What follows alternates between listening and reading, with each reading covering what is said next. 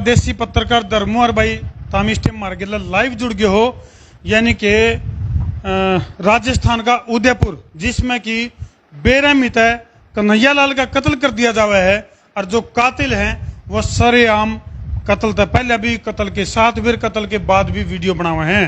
हालांकि फिलहाल जो है वो सलाखों के पीछे हैं, लेकिन लीगल तौर पर अगर बात करें तो उनके खिलाफ क्या एक्शन लिया जाएगा, कौन सी जांच एजेंसी उसकी जांच करेगी, मामले में के पेच आएंगे, किस तरह की उनको सजा उसका है, तो इस बारे में सारी जानकारी लेने खातर वह बात है भाई वकील बताओगे भी मामला क्यों कर है। तो इस कड़ी में हम पहुंचे यहाँ जींद की कोर्ट में, यानी कि बार एसोसिएशन के डिस्ट्रिक्ट प्रेसिडेंट हैं जो रामरूप चैल, उनके द्वारा पहुंचे यहाँ, हाँ उनके पास पहुंचे यहाँ। तो फिलहाल जो है तो हम वीडियो ने जिला के शेयर करते रहो, और तारे कुछ सवाल भी अगर हैं तो वह भी कमेंट सेक्शन में डाल दियो, ताकि प्रधान जी पर सवाल भी हम लेवांगे और लीगल तौर पर क्या एक्शन लिया जा सके। राम राम जी सारा ने, राम राम जी। और जी प्रधान जी ठीक हो जी? तो प्रधान जी फिलहाल मार्गेल आप लाइव जुड़ रहे हो, और राजस्थान के उदयपुर में दिन दाड़े बेरहमी से कत्ल हो है, और दो शख्स जो कत्ल था पहले भी वीडियो बनाए हैं, धमकी देवे हैं, और कत्ल कर दे भी वीडियो बनाए हैं, और कत्ल के बाद भी वीडियो जारी करी जावे है। तो यानी कि सीरियल वाइज तरीका है क्राइम की अगर मैं बात करूं तो बहुत जबरदस्त तरीका है इस तरह की घटना को अंजाम देना। लीगल तौर पर अगर मैं बात करूं तो क्योंकि जो भीड़ की अगर मैं बात करूं या धरना प्रदर्शन की बात करा, पूरे के पूरे राजस्थान के अंदर फिलहाल धारा 144 जगह जगह और प्रदर्शन का दौर चल रहा है, और जो प्रदर्शनकारी हैं वह जो हत्यारे हैं इनकी फांसी की सजा की मांग भी कर रहे हैं। लेकिन लीगल तौर पर वाकई में क्या मामला है, उन चीजों के ऊपर थोड़ी सी हम बातचीत करेंगे। दर्शक भी जानना चाहेंगे कि भाई मामला है कि तो किस तरह का, तो यू क्राइम की कैटेगरी में लिया जा सका है, क्योंकि जो कातिल हैं उन्होंने बड़ी बेरहम तरीके से कत्ल करे। बिल्कुल धर्मी भाई, सबसे पहले तो मैं आपको ये कहना चाहूँगा कि हिंदुस्तान एक बहुत बड़ा देश है, दुनिया में हमारी बहुत इज्जत है, और इस देश के अंदर विभिन्न धर्मों के लोग रहते हैं, चाहे इसमें हिंदू हैं, मुसलमान हैं, सिख हैं, ईसाई हैं। इस देश का एक इतिहास रहा है कि इस देश का जब से प्राचीन काल से लगा लो, आप मॉडर्न टाइम लगा लो, कि इसमें कभी ऐसी कोई भावना रही नहीं कि एक दूसरे को हम एक छोटी सी बात के ऊपर सरेआम, एक छोटा सा काम करने वाला एक टेलर का जो काम कर रहा है, एक सरेआम बाजार में जाके उसकी गर्दन को काट देना, इस तरह की हमारे देश की कभी कोई भावना नहीं रही, ना इस देश की जनता की रही। लेकिन ये हमारे लिए बहुत दुर्भाग्यपूर्ण है जो एक कितनी छोटी सी बात को लेके एक इंसान की, एक जवान आदमी की एक निर्मम हत्या जो करी है, मैं पूरी लीगल फ्रेंडिटी की तरफ से इसकी बहुत घोर निंदा करता हूँ। दूसरी रही बात अपने कानून की, देखो जी देश में हमारे कानून तो बहुत बड़े बने हुए हैं, चाहे उसमें आप आतंकवादी निरोधक जो कानून है उस पर लगा लो, भाई आप किसी की हत्या करते हो 302 के जो मामले होते हैं, भाई टेररिस्ट के ऊपर बहुत बड़े कानून यहाँ बने हुए हैं। सब जो फिलहाल जो यू कत्ल जो होया है इसको 302 की कैटेगरी में लिया जाएगा या कुछ और मामला भी इसमें शामिल होगा? ऐसा है धर्मू भाई, ये कोई आम कत्ल नहीं है, इसको आज पूरी दुनिया इसको बहुत गंदे नजरिए से देख रही है कि हिंदुस्तान में कितनी बड़ी घटना घट गई है, वो भी एक धर्म के नाम के ऊपर है, जो ऐसा इशू होना नहीं चाहिए। 302 की बात छोड़ो, आप कत्ल में 302 तो लगनी होती है, लेकिन मेरा जहां तक सोचना, ये मामला NIA जो जांच कर रही है, हमारी बहुत बड़ी एजेंसी है, उसकी जो रिपोर्ट्स आएंगी, ये मामला पोटा तक जाएगा जी। अच्छा, एक बात और दर्शक जानना चाहूंगा वकील साहब कि NIA के पास क्यों गया? ये सामान्य जांच एजेंसी या SIT का गठन क्यों नहीं कराया गया? NIA के पास जाने का मकसद क्या है इस मामले का? जैसा जी आप जैसे पत्रकार और सारी चारों तरफ से जो हमें सूचनाएं मिल रही हैं, ऊपर भी बातें जा रही हैं, ये मामला एक SIT तक सीमित हो ही नहीं सकता था। इसके तार बहुत दूर तक जुड़े हुए हैं। ये मामला एक टेररिस्ट डेस्क का मामला है, गतिविधि है, ये काम कत्ल नहीं है। जैसा उन्होंने वीडियो वायरल की है, उनकी बातों से और जो उनकी जांच एजेंसी से जो बातें निकल के आ रही हैं कि उनके तार सीधे पाकिस्तान से जुड़े हुए हैं। यहाँ तक भी खबरें आ चुकी हैं कि 2014-15 में उन्होंने टेररिस्ट की ट्रेनिंग बाकायदा ली हुई है। नेपाल के रास्ते वो हिंदुस्तान में इनकी एंट्री हुई है, पाकिस्तान से इनकी ट्रेनिंग हुई है। तो ये जांच एजेंसी छोटी का तो काम है ही नहीं है, SIT का मामला नहीं है ये। तो इसमें किस किस एंगल से हम इसने देख सका? हाँ, और इसमें कौन सी धारा IPC की या फिर जो आतंकवादी यानी कि टेररिस्ट के ऊपर किस तरह का एक्शन लिया जा सके? और फास्ट ट्रैक की अगर बात आवे है, क्योंकि जो भीड़ है या सैलाब है जो, और आज की अगर मैं बात करूं तो आज रथ यात्रा का आयोजन भी है, जिसके चलते भारी आर्मी के जवान और पुलिस फोर्सेस जो है वो तैनात है उस इलाके में, क्योंकि आज जो क्या नाम महाराज जगन्नाथ यात्रा का उधर कोई कार्यक्रम था जो पहले से जब भगवान जगन्नाथ की यात्रा निकलनी है, इसका सिक्योरिटी व्यू से एक बहुत बड़ी फोर्स वहाँ लगानी पड़ रही है। और रही बात आपके सवाल की कि धाराएं इसमें कौन सी ऐड होंगी, अगर एक आम आदमी की तरफ जैसे आप ही सोचोगे कि आम कत्ल हो गया, तो उसके घर में जाके उसके वर्किंग स्टेशन पे 451 452 घर में घुस के मारने की 302, ये तो एक आम धारा ही होगी। उसके बाद जो आगे उसके आगे जो हिनियस जो क्राइम हुआ है, ये उसके जो NIA की जो रिपोर्ट्स आएंगी, हमारे हिसाब से ये मामला पोटा के अंदर जाएगा, जो हिंदुस्तान का सबसे बड़ा आतंकवादियों के ऊपर, टेररिस्ट के ऊपर जो कानून बना हुआ है, उसकी पावर इतनी है कि उस पावर कोर्ट से भी ज्यादा उनकी पावर है। उसकी पार्लियामेंट में उसका परमिशन लेनी पड़ती है, अगर उसकी बेल लेनी पड़े तो पोटा के माध्यम से इसके ऊपर मामला जाएगा। ये इसमें जो लपेटे में लियान की अगर मैं बात करूं तो इसमें मान लो नंबर 1 तो ये हो गया कि नाजिर नाम का जो व्यक्ति था, नाजिम, जो कि उसका पड़ोसी था कन्हैया लाल का। उसके बाद उसके साथ 5 आदमी और थे जो वीडियो डिलीट करवाने खातिर उसकी दुकान पर आए थे। उसके बाद रेक्की में कुछ लोग शामिल थे और कुछ लोग इनको उकसाण की बात भी आ रही है कि भाई और लोगों को भी कत्लेआम करने की बात कही गई थी। तो उसके ऊपर किस तरह की और किन किन लोगों के ऊपर कार्रवाई करने की संभावना बनाए? जो नाजिम ने जो उसके खिलाफ कंप्लेंट की थी, उसका मेरे को जहां तक मेरी जानकारी है, उसने पुलिस में अपने कन्हैया लाल के ऊपर एक रिटर्न में कंप्लेंट थाने में दी थी कि इसने हमारे मजहब के ऊपर कोई पोस्ट टिप्पणी इसने इसको कन्हैया लाल को वहां थाने में बुला के तलब कर लिया, 4-5 आदमियों को बुला लिया और उसके बाद वहां उनके बैठ के उनकी सेटलमेंट करवा दी। उसके बावजूद भी 4-5 लोग इसकी दुकान पे आके वो पोस्ट भी डिलीट कर जाते हैं। जब मामला एक पुलिस के संज्ञान चल पड़ी तो प्राकृतिक आपदा आ गई थी जी, तो माँ के फेवर में पोस्ट जो है वो शेयर हुई थी, जिसके ऊपर ये बड़ा बवाल शुरू होया था।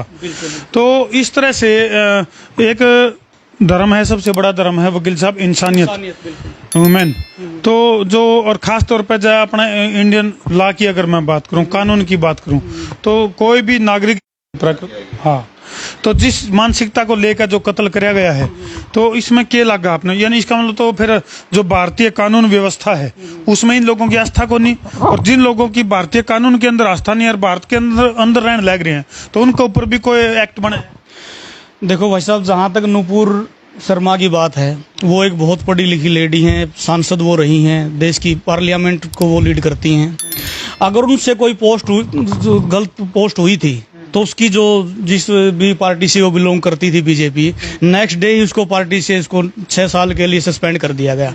इससे बड़ी बात नहीं हो सकती कि एक आदमी के ऊपर इतना बड़ा एक्शन ले दिया। ये तो उनका पार्टी का मामला था।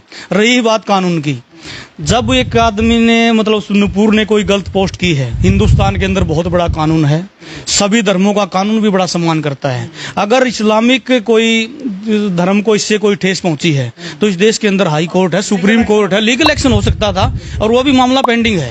अच्छा, एक बात और है वकील साहब, मान लो जैसे कतर जैसे देशों की बात करें, जब नूपुर शर्मा का बयान आया था तो उन्होंने भारत से माफी मांगने की बात कही थी। कतर और भी कई सारे इस्लामिक कंट्री थे, अब वो चुप हैं। ऐसा जी, कतर ने जो डिमांड की थी, वो जो बयान था, जो वो पोस्ट नूपुर की थी, वो इसकी व्यक्तिगत पोस्ट थी। इसके लिए हिंदुस्तान क्यों माफी मांगे? ये कोई बड़ा इंटरनेशनल इशू नहीं था कि हमने कोई ऐसा मामला कर दिया कि दुनिया के सामने हिंदुस्तान को माफी मांगनी पड़ी। चलो नुपीर के अपने उसके व्यक्तिगत ये विचार हो सकते हैं, इससे देश का तो कोई लेना देना नहीं कि उसको कोई। चल साहब, आप थोड़ा सा मुद्दा था, थोड़े से दूर चले गए थे। फिलहाल घूम फिर का आप उसे मुद्दा पावांगे कि 2 कातिल जिनने सरेआम कत्ल कराया, कत्ल की वीडियो बनाए हैं, तो उनको सजा की जब बात आवे है, तो क्योंकि कई सारे दर्शक हैं जो जानना चाहें कि क्या वाकई में इनको फांसी होगी या फिर इनको उम्र कैद होगी या इनको कितनी सजा होगी, या इनकी तरफ से भी कोई वकील खड़ा होगा, इनकी तरफ से कोई पैरवी करेगा कि नहीं करेगा। लीगल तौर पे आपकी अपनी राय में क्या मामला है? देखो जी, कानून की जहाँ तक बात है, मैं आपको बार बार एक ही बात करने लग रहा हूँ कि ये आम मर्डर नहीं है। कत्ल इस देश में रोजाना होते हैं, प्रॉपर्टी के पीछे लेके कई बातें होती हैं। मर्डर के नजरिए से तो आप इसको देखो मत। ये मामला एक बहुत बड़ा इशू है। ये एक देश के ऊपर टेररिस्ट अटैक लगाओ इसको आप, युद्ध की स्थिति पैदा करने। बिल्कुल बिल्कुल। इसके अंदर जहां तक मेरी कानूनी राय है, ये मामला पोटा के अंदर जाएगा, जो हिंदुस्तान का सबसे बड़ा टेररिस्ट के ऊपर हमने कानून अपनी पार्लियामेंट ने बना रखा है। उसके अंदर बहुत सारी पावर्स हैं और से कम इनको फांसी तो होगी होगी। इनको कोई नहीं बचा सकता, चाहे वो कसाब वाला इशू देख लो, चाहे और भी टेररिस्ट हैं जिनको यहाँ पहले फांसी हो चुकी है। जहां भी मतलब देश की प्रभुसत्ता के ऊपर, अखंडता के ऊपर कोई बात टेररिस्ट की आएगी ना, तो वहां फांसी से बड़ी सजा हिंदुस्तान में नहीं है। मेरी राय इसमें यही बनती है कि फांसी। तो भाई ये थे बार एसोसिएशन जींद के प्रेसिडेंट रामरूप चहल, जिनने की साफ तौर पर लीगल तौर पर बताया है कि भाई किन एंगल से जो 2 कातिल हैं, जिनने की कत्ल से पहले वीडियो बनाई, कत्ल के दौरान की वीडियो बनाई, कत्ल के बाद भी वीडियो जारी करे हैं, तो केवल और केवल जो कत्ल करे वो तो अपराध है, उसका गिल्ला जो माहौल खराब करने का या और लोगों को उकसाए जाने का कई सारी जो सिस्टम है, उस एंगल तक भी क्राइम बना है। तो उस एंगल तक भी मामला इसके ऊपर बना है। तो इनके ऊपर हमारी चर्चा थी, इसमें तो हमने केला गया। और जो सजा की जो बात आई है, उसमें वकील साहब ने बताया कि फांसी तक कम सजा का इसमें कोई सिस्टम सा बंधन दिखता, जो प्रारंभिक चरण में जो चीजें सामने रहे। कुछ और वकील साथी भी बैठे हैं, खुसर पुसर कर रहे हैं। खुसर पुसर की बजाय थोड़ा सा नजदीक आ जाओ जी, खुल के बता दो, कुछ कहना चाह रहे हैं। क्या कहना चाह रहे हैं? कुछ नहीं जी, बस ये जो मुद्दा है, इसको अगर आप ज्यादा गंभीरता से निपटेंगे तो ही ठीक रहेगा जी, क्योंकि धर्मों में ज्यादा मतभेद होनी अच्छी नहीं है हमारे देश के लिए। और हर एक आदमी के पास अपने कॉन्स्टिट्यूशनल राइट हैं, वो कुछ ना कुछ अपने हदों में रह के काम कर सकते हैं। पर ये जो कदम है, ये बहुत ही गलत है। तो भाई ये थी वकीलों की राय, जिसमें साफ तौर पर लिखकर कहा कि जो अपराध है वो कोई छोटा अपराध को नहीं। और एनआईए को क्यों सौंपा गया है? क्योंकि आतंकवादी गतिविधि के अंदर, कैटेगरी के अंदर जो है ये अपराध शामिल है और बहुत ही हीनियस क्राइम है ये, जिसको जो है छोटे रूप में नहीं देखा जा सकता। क्योंकि इस तरह से घटना को अंजाम देकर और लोगों को भी उकसाने का जो काम है, वो कितने के नाम थे इनके नाम, एक तो अहमद मोहम्मद गौस और दूसरा रियाज अंतारी है, अंसारी, जो भी मतलब कहने का ये है कि ये दोनों के दोनों खूंखार आतंकी के रूप में इनकी एक तरह से पहचान जो है वो मानी जा सका है। और फिलहाल जो है अच्छा, ये पोटा क्या है वकील साहब, थोड़ा सा दर्शक जानना चाहूँ। पोटा जी, ये हमारे देश की जो पार्लियामेंट है, जहाँ पर हम कानून बनते हैं हमारे, ये एक आतंकवाद निरोधक जो कानून है, टेररिज्म के ऊपर जो लगाम, प्रिवेंशन जो टेररिज्म है जो हमारा, उसके ऊपर लगाम लगाने वाला जो कानून है, सबसे बड़ा कानून हिंदुस्तान का ये है, जो एक टेररिस्ट जो गतिविधियां उनके ऊपर लगाम लगाता है। तो वहाँ ये मामला सारा उसमें जाओगे? इसमें जाएगा जी, बिल्कुल, क्योंकि एनआईए की जो जांच है ना, वो वहां तक पहुंच चुकी है, इनके तार वहां तक जुड़ चुके हैं। बिल्कुल, हम देख सको किस तरह से, किस मानसिकता के साथ जो है ये कत्ल कराया गया है। और कोई सामान्य घटना नहीं है, पूरे देश को झकझोर देने वाली राजस्थान के उदयपुर की कन्हैया लाल का जो कत्ल है, यूँ कोई सामान्य कत्ल नहीं, बहुत दर्दनाक और संवेदनशील घटना है, जिसके ऊपर पूरे देश में हड़कंप है इस टाइम पे। और लीगल तौर पे क्या चीज़ लिखड़ेगी इसमें है और किस तरह की सज़ा किस तरह उसका है, तो इसके लिए वकीलों से हमने बात करी। बार एसोसिएशन के जो प्रेसिडेंट हैं रामरूप जी मार्गेला मौजूद थे। आपका शुभ नाम जी? बंसल।